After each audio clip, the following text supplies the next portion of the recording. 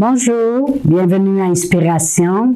Eh bien, j'espère que vous avez aimé la première capsule qui avait un beau sujet ce mois-ci de septembre, une relation plus profonde. Et on a vu dans notre première capsule que lorsqu'on a une relation plus profonde, c'est certain qu'on va expérimenter le maximum avec Dieu. Parce que c'est ce que l'Esprit Saint veut. Il veut nous faire aller en profondeur pour nous faire connaître l'extravagante grâce de Dieu puis l'extraordinaire amour de Dieu. Amen. Gloire à Dieu. Mais je veux lire en commençant, relire encore une fois dans la parabole du semeur, dans Matthieu 13. Je vais lire en premier du verset 4 à 9. Et on va le lire ensemble. Ça dit, un semeur sortit pour semer. Comme il semait, une partie de la semence tomba le long du chemin. Les oiseaux vinrent et la mangèrent. Une autre partie tomba dans les endroits pierreux où elle n'avait pas beaucoup de terre. Elle leva aussitôt parce qu'elle ne trouva pas un sol profond. Mais quand le soleil parut, elle fut brûlée, sécha, faute de racines. Une autre partie tomba parmi les épines, elles montèrent et les étouffèrent. Une autre partie tomba dans la bonne terre, elle donna du fruit, un grain 100, un grain 60, un autre 30. Celui qui a des oreilles pour entendre ce que la parole de Dieu dit. Mais les disciples ont demandé à Jésus, mais qu'est-ce que tu veux dire par cet exemple du semeur qui sortit pour semer? Et il leur explique. Et on va aller pour cela au verset 18 du même chapitre de Matthieu 13. Ça dit, vous donc, écoutez ce que signifie la parabole du semeur. Lorsqu'un homme écoute la parole du royaume et ne la comprend pas, le malin vient et enlève ce qui a été semé dans son cœur. Cet homme est celui qui a reçu la semence le long du chemin. Alors, il explique maintenant que lorsqu'il s'est servi de la parabole du semeur, il voulait parler de la parole de Dieu. OK? Alors, il dit, celui qui était le long du chemin, c'est celui qui entend puis il comprend pas. Celui qui a reçu la semence dans les endroits pierreux, c'est celui qui entend la parole, il la reçoit aussitôt avec joie, mais il n'a pas de racine en lui. Il croit pour un temps, et dès que survient une tribulation ou une persécution à cause de la parole, on devrait toujours savoir que les persécutions puis les tribulations qui viennent, c'est pas contre nous, c'est contre la parole de Dieu que nous avons. Autrement dit, Satan, il sait tellement, l'ennemi sait tellement comment la parole de Dieu peut produire en vous, qu'il élève toutes sortes de circonstances, parce que s'il peut voler la parole de Dieu, il peut voler après ça tous vos biens. OK? Alors, lorsqu'il vient une tribulation, une persécution à cause de la parole, il y trouve une occasion de chute. Celui qui a reçu les semences parmi les épines, c'est celui qui entend la parole, mais que les soucis du siècle, la séduction des richesses, étouffent cette parole puis la rend infructueuse. Celui qui a reçu la semence dans la bonne terre, c'est celui qui entend la parole, il la comprend, il porte du fruit, un grain donne 100, un grain donne 60, un grain donne 30. Alors, il la comprend, il l'a assimilée, il l'a descendu à l'intérieur de lui, en profondeur. Et quand on comprend quelque chose, c'est quand on dit, OK, wow, oui, j'ai compris, wow, OK, là, je sais qu'est-ce que ça veut dire. Alors, tu l'as descendu en profondeur à l'intérieur de toi. Et pourquoi j'ai lu cette écriture-là?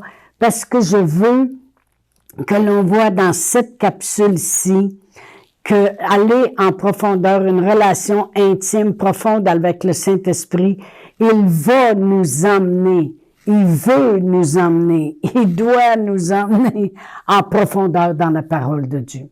Alors, on doit aller La parole de Dieu doit être en profondeur à l'intérieur de nous. De toute façon, c'est exactement ce que notre Seigneur Jésus-Christ a dit. Il a dit, quand le Saint-Esprit viendra, il va pas parler de lui-même. Il va parler de tout ce qu'il a entendu et de tout ce que j'ai fait, puis il va vous l'annoncer, il va vous le transmettre. Alors, on sait très bien que pour avoir une relation intime avec le Saint-Esprit, c'est sûr qu'on va développer une relation, on doit développer une relation intime avec la parole de Dieu. Elle doit rentrer à l'intérieur de nous en profondeur.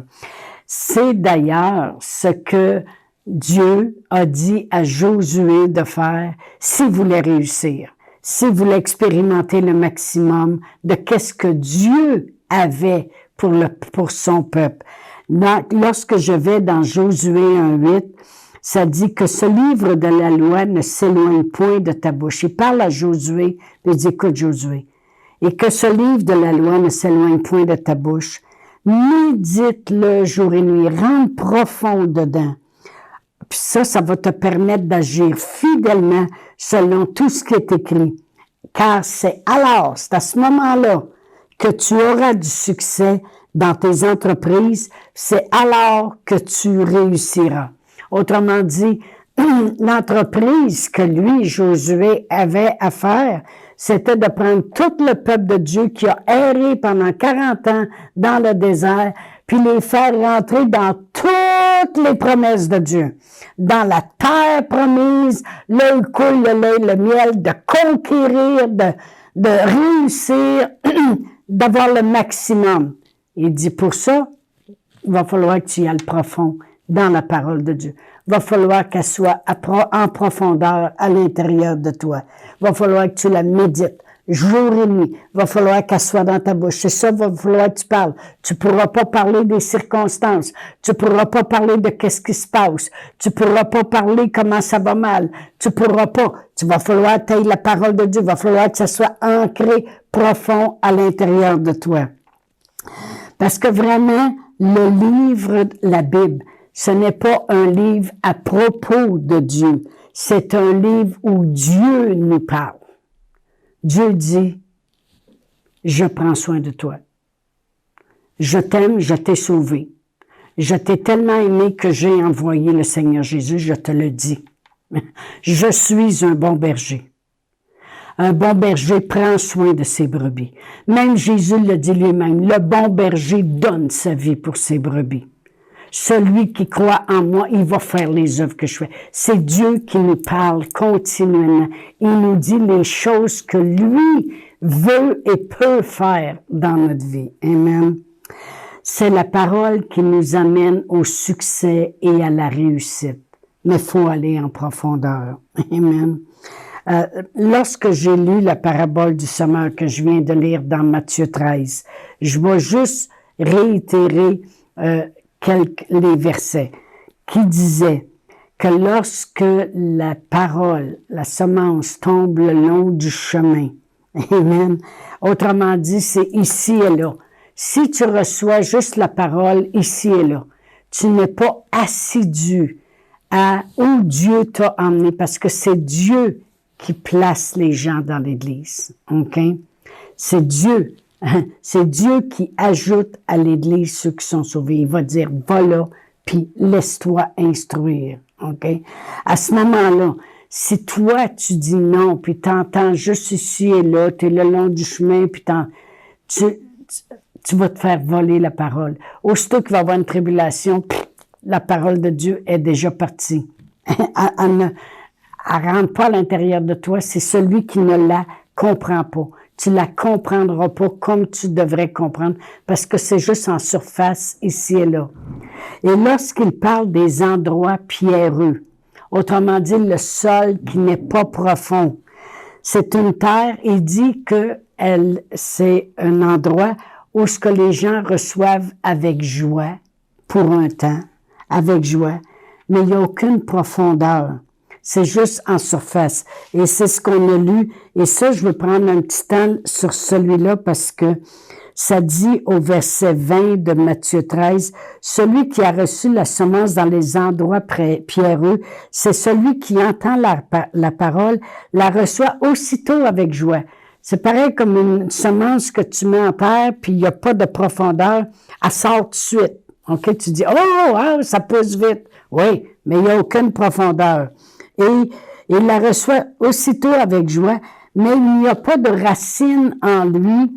Il croit pour un temps, et dès que survient une tribulation, une persécution à cause de la parole, il trouve une occasion de chute. Il n'y a pas aucune profondeur. Mais où je voulais vraiment mettre l'emphase, c'est que une terre qui n'est pas profonde, le monde qui entend juste ici et là, qui reçoivent une petite parole ici, mais qui la descendent pas en profondeur. Quand ils entendent la parole sur le coup, elle procure de la joie, parce que c'est comme, wow, hey, c'était bon. Des fois, les gens vont dire, c'était bon matin, wow, c'était bon. C'était bon ce que vous avez dit. Ouais, c'est reçu avec joie.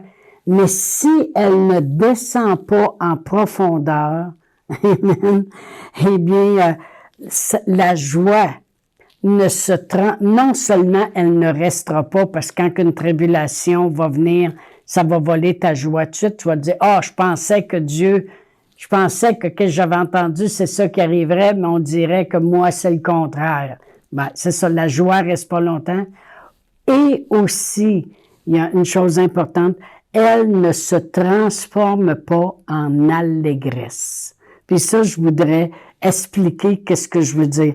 Parce que dans une traduction que j'ai trouvée, ça, au lieu de dire ils reçoivent avec joie, mais aussitôt que s'élève quelque chose, la joie part. Eux autres, ils le disent comme ceci. La joie ne demeure pas, ne se transforme pas en allégresse. Puis là, ça m'a vraiment arrêté, puis j'ai dit, je vais aller chercher qu'est-ce que allégresse veut dire. Le mot allégresse dans le dictionnaire, ça veut dire grande joie qui se manifeste extérieurement. Autrement dit, des fois, on voit des petites émissions de télévision où ce que les gens ils ont gagné une auto, et puis là, c'est plus juste de la joie, c'est de l'allégresse. C'est comme elle se manifeste extérieurement.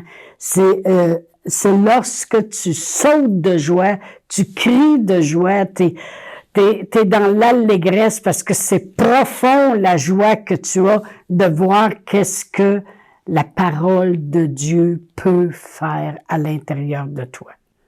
Voyez-vous, je vais juste vous montrer. Dans le psaume 105, verset 43, le psalmiste parle des enfants d'Israël lorsqu'ils ont sorti d'Égypte.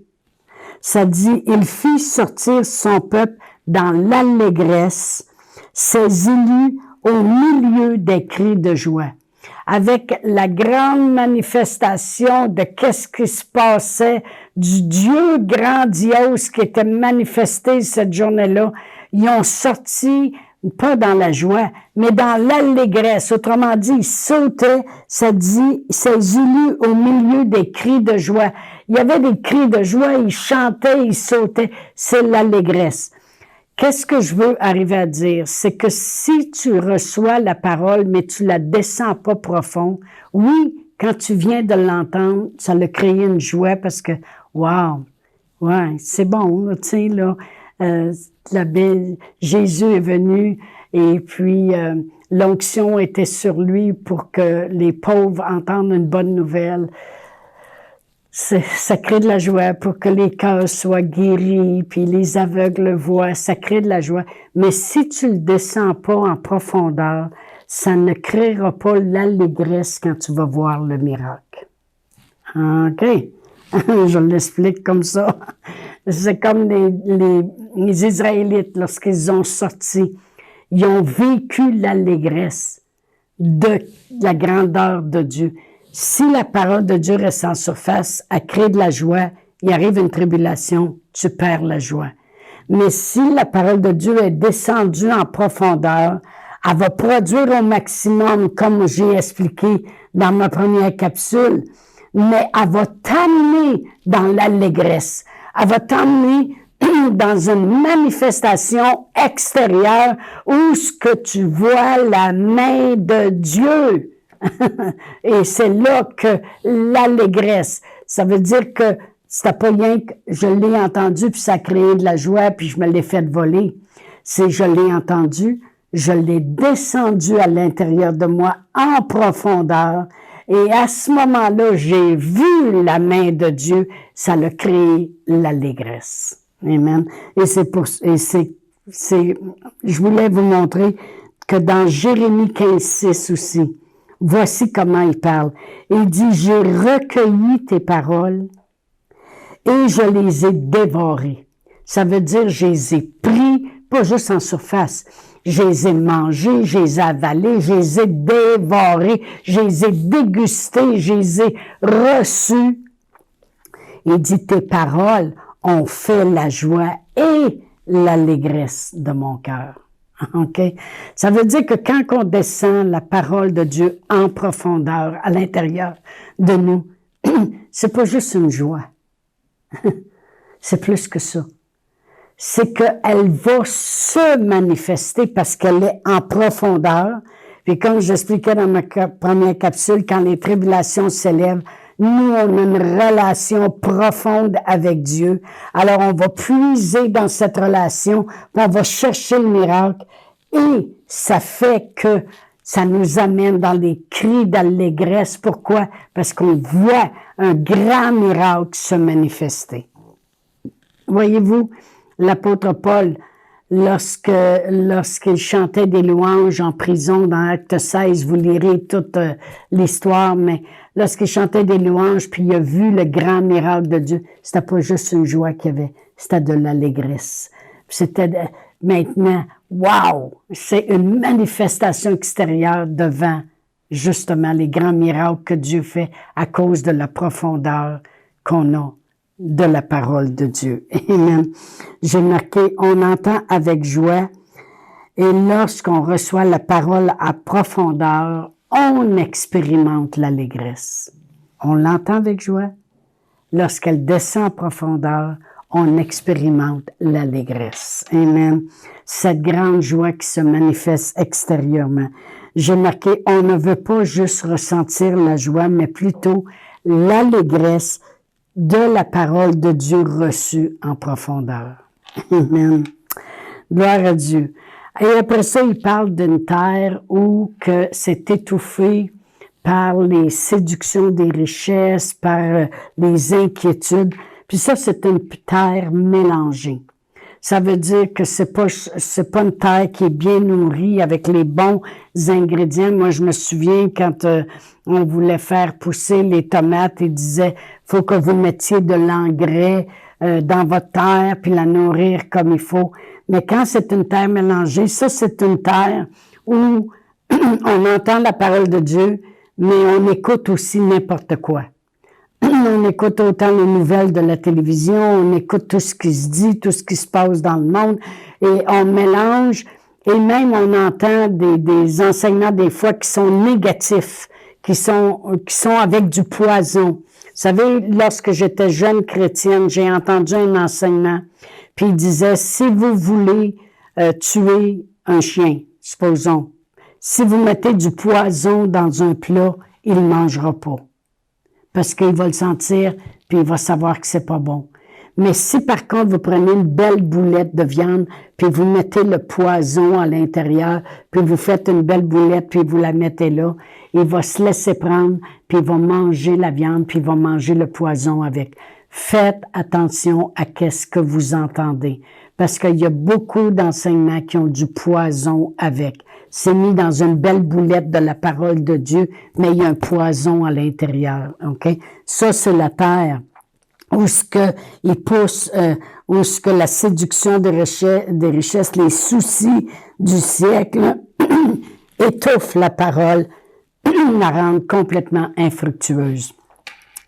La bonne terre, c'est la terre où la parole de Dieu est entrée en profondeur. Elle va produire 100 fois, 60 fois, 30 fois. 100 fois dans la parole de Dieu représente toujours le maximum. Amen. Et j'ai été très longue cette fois-ci, mais je veux vraiment qu'on va aller à Jacques 1, versets 22 et 23. Ça dit, « Plongez les regards dans la parole, la loi parfaite. » Je vais le lire ici, dans Jacques. Je vais tourner. Merci Seigneur. Je sais que je parle plus longtemps aujourd'hui, mais je veux vraiment mettre le point fort. Amen. Dans Jacques 1, puis je vais lire versets 22-25, ça dit, « Mettez en pratique la parole, puis ne vous bornez pas à l'écouter seulement en vous trompant vous-même par des faux raisonnements. Car si quelqu'un écoute la parole puis la met pas en pratique, il est semblable à un homme qui regarde dans son miroir son visage naturel et qui, après s'être regardé, s'en va et oublie aussitôt comment il était. Mais celui qui aura plongé les regards dans la loi parfaite, la loi de la liberté, qui aura persévéré, n'étant pas un auditeur oublieux, mais se mettant à l'œuvre, celui-là sera heureux. On sait que le mot heureux, c'est béni dans son activité. Alors vraiment, c'est important de plonger les regards, de descendre profond si on veut expérimenter la bénédiction, la réussite, le succès dans toutes nos entreprises. Amen. Alors, rentrons profond dans la parole de Dieu. Alors, je vous dis au revoir et à la semaine prochaine. Chantal Paulus est avec vous tous les jours du lundi au vendredi sur Facebook et YouTube. Vous pouvez écrire à Chantal en privé sur Messenger. Si vous avez manqué une capsule, retrouvez-la sur la section vidéo de Facebook ou sur YouTube si vous désirez faire un don par Interact. Voici l'adresse courriel capsule.inspiration au pluriel @gmail.com. Le mot de passe est inspiration au pluriel. Vous pouvez aussi faire un don par www.eslr.org/dons.